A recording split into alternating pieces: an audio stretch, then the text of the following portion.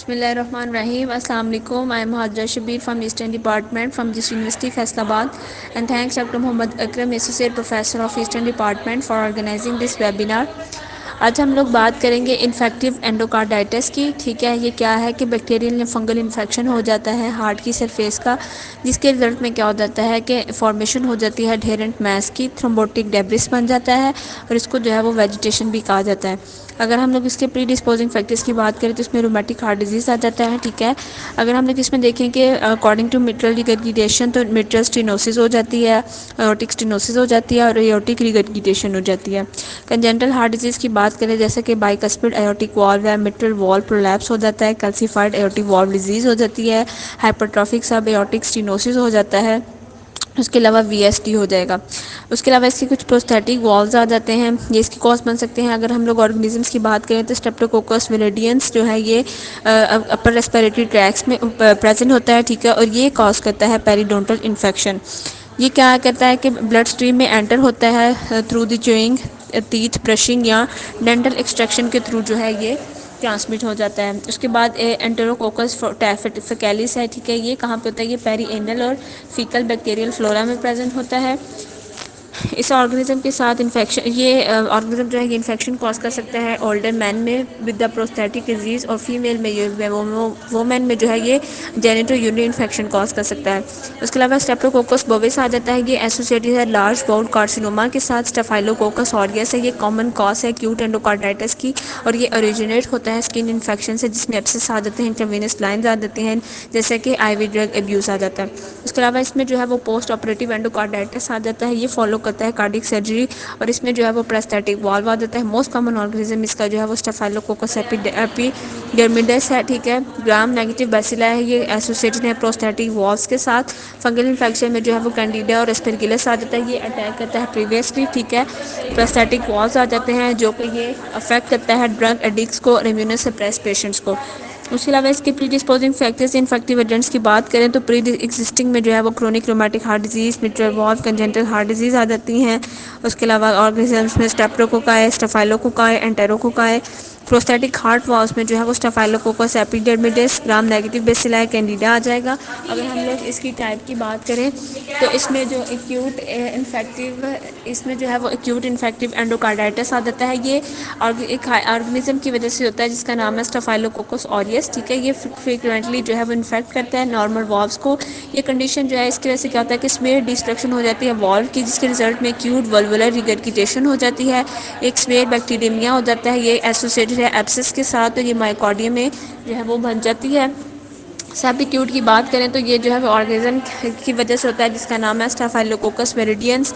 ये कंडीशन जो है वो बहुत क्रॉनिक कोर्स है इसका। ठीक है, उसके अलावा प्रोस्थेटिक एंडोकार्डाइटिस आ जाता है। ठीक है, इसमें जो कॉमन ऑर्गेनिज्म है वो स्टेफाइलोकोकस एपिडेमिडिस है, ये प्रोड्यूस करता है माइकोडियल एब्सेसिस, और जिसकी वजह से जो कंडक्शन सिस्टम है वो डैमेज हो जाता है। अगर हम लोग इसकी डिफरेंस की बात करें क्यूट और सब एक्यूट की, तो क्यूट में ये आ जाता है कि ये प्रीवियसली जो है ये नॉर्मल वॉल्व्स को डिस्ट्रॉय करता है, और सब एक्यूट में ये है कि अंडरलाइन कार्डिक डिजीज़ इसमें प्रेजेंट होगी।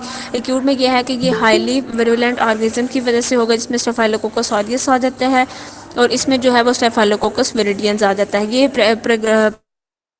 रैपिडली कोर्स है, और ये जो है ये सब एक्यूट जो है ये इंसीडियस कोर्स है। उसके अलावा पैथोजेनेसिस की बात करें तो इसमें जो है वो अगर हम लोग इसकी जो है वो पैथोजेनेसिस देखें तो इसमें जो है वो आ जाएगा। तो द फैक्टर्स हैं जो इसमें मतलब इसकी पैथोजेनेसिस में इन्वॉल्व एक बैक्टीरियम। ठीक है, इसमें क्या है कि नॉर्मेलिटी हो जाती है एंडोकार्डियल सरफेस में। ठीक है, जो मतलब बैक्टीरिया को अलाउ करती है वो एंटर होता है और वो मल्टीप्लिकेशन जाके करता है। जैसा कि इसमें कौन सा बैक्टीरिया आता है? Staphylococcus aureus. इन्फेक्शन जो है वो जो है मतलब पहले तो जो है वो एक माइनर ही होता है, बाद में जाके जो है वो स्वेयर हो जाता है, प्री एक्जिस्टिंग एंडोकार्डियल नॉर्मेलिटी हो जाती है।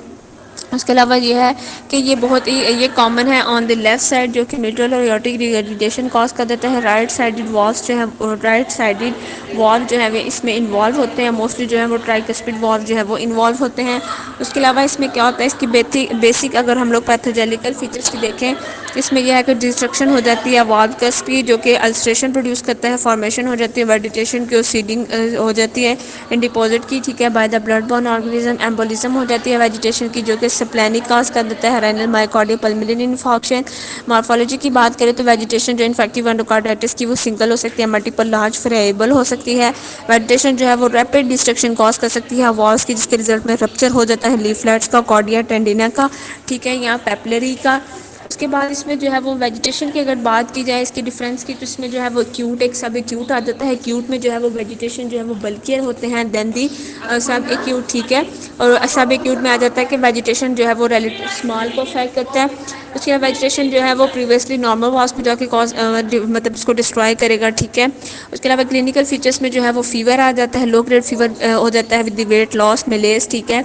उसके अलावा शेकिंग चिल्स आ जाता है, इसमें स्प्लिनोमेगैली हो जाती है। एंडोथेलियल हाइपरप्लेजिया जो है ये क्रोनिक बैक्टीरियमिया की वजह से हो जाता है, जिसके रिजल्ट में स्प्लिनोमेगैली हो जाती है। पेटिकियल हेमरेज हो जाता है, हेमरेज हो जाता है स्किन में, रेटिना में, ठीक है, या नेल्स में बैक्टीरियमिया की वजह से। उसके अलावा मिलिट्री एब्सेस बन जाती है, जितने भी बॉडी के और कुछ ऑर्गन्स में जो है ये एब्सेस बन जाती है। फीचर्स की अगर बात करें इम्यून कम्प्लेक्सेस की, तो इसमें जो है वो एंटीबॉडीज़ और बैक्टीरियल एंटीजेंस जो है वो कंबाइन होते हैं और जाके वो जो है वो सर्कुलेटिंग इम्यून कम्प्लेक्सेस बनाते हैं, डेपोजिशन हो जाती है इन इम्यून कम्प्लेक्सेस की, जिसके रिजल्ट में जो है वो ग्लोमेरुलोनेफ्राइटिस हो जाता है, जेनवे लेजेंस बन जाती हैं, ठीक है। इसमें यह कि एरिथमेटस पेप्यूस बन जाते हैं, पाम और सोल पर ऑस्लर नोड्स आ जाता है, जिसमें रेड नोड्यूल्स जो है वो फिंगर्स या टोस पर बन जाते हैं। अगर हम लोग इसके फीचर्स की बात करें, वल्वुलर डिसफंक्शन की, इसमें मर्मर्स आ जाता है, ठीक है, रिगर्जिटेशन आ जाते हैं, डिस्ट्रक्शन हो जाती है वॉल्व की, जिसके रिजल्ट में वॉल परफोरेशन या रिगर्जिटेशन हो जाती है। फीचर्स की बात करें एम्बोलिज्म की, इसमें इन्फॉक्शन आ जाता है। लेफ्ट साइडेड एंडोकार्डाइटिस के साथ जो है वो सिस्टेमिक एम्बोलिज्म जो है वो मल्टीफोकल एरियाज में जो है वो इन्फॉक्शन कॉज कर देता है, जिसमें brain, kidney, heart, intestine, spleen, extremities आ जाते हैं। राइट साइड एंडोकार्डाइटिस की बात करें तो ये एम्बोलिज्म जो है ये जस्ट इन्वॉल्व करता है पल्मोनरी वेसल्स को। माइकोटिक एनेरिज्म आ जाता है 10% ऑफ केसेस में, जो है कि ऑर्गेनिज्म जो है एम्बोलस में ये प्रोड्यूस कर देता है लोकल इन्फेक्शन आर्टरी में, जो कि वीकनिंग हो जाती है आर्टियल वॉल्स की, जिसके रिजल्ट में एनेरिज्म कॉज हो जाता है।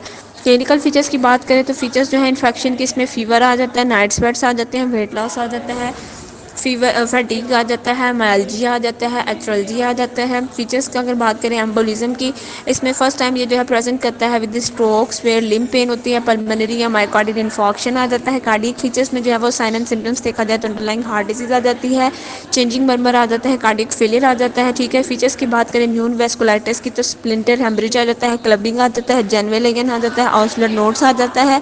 एक्यूट एंडोकार्डाइटिस की बात करें तो आईवी ड्रग अब्यूसेस आ जाते हैं, जिसमें जो persistent high fever, heart murmurs आ जाते हैं, कार्डियक रेनल फेलियर डेवलप हो जाता है, एब्सेस डिटेक्ट होते हैं ऑन इकोकार्डियोग्राफी, ठीक है। इन्वेस्टिगेशन में जो है वो ब्लड कल्चर आ जाता है, ठीक है। उसके अलावा इसमें जो है वो दूसरे कुछ और टेस्ट आ जाते हैं, जिसमें जो है वो एनीमिया आ जाता है, जिसमें नॉर्मोसिटिक नॉर्मोक्रोमिक आ जाता है, सी रिएक्टिव प्रोटीन ESR जो है वो बड़े हुए होते हैं, लिकोसाइटोसिस कॉमन है, इसमें थ्रोम्बोसाइटोपिनिया वो प्रेजेंट होता है। इकोकार्डियोग्राफी की बात करते हैं, ये की इन्वेस्टिगेशन है किसका डिटेक्ट करने के लिए, वेजिटेशन को डिटेक्शन करने के लिए, वॉल डैमेज को डिटेक्ट करने के लिए, एब्सेस फॉर्मेशन को डिटेक्ट करने के लिए। इसीलिए में जो है वो मायोकार्डियल इन्फॉक्शन आ जाता है या कंडक्शन डिफेक्ट्स को चेक करने के लिए की जाती है, अब जो कि एब्सेस की वजह से हो जाता है। चेस्ट एक्स इंडिकेट करता है कार्डियक फेलियर को, पल्मोनरी एम्बोलिज्म को राइट साइडेड फेलियर में यूरिनरी एनालिसिस करवाया जाता है, इसमें प्रोटीन यूरिया की वजह से, या माइक्रोस्कोपिक हिमाचोरिया जो है ये इसमें ऑलवेज प्रेजेंट होता है। सीरोलॉजिकल टेस्ट करवाए जाते हैं, टेस्ट जो है इम्यून कम्प्लेक्सेस के लिए, जिसमें जो है वो लो C3 C4 कम्प्लीमेंट्स आ जाते हैं। RA फैक्टर इसमें पॉजिटिव होता है 50% केसेस में, और 20% केसेस में जो है वो ANA प्रेजेंट होता है। Okay sir, thank you.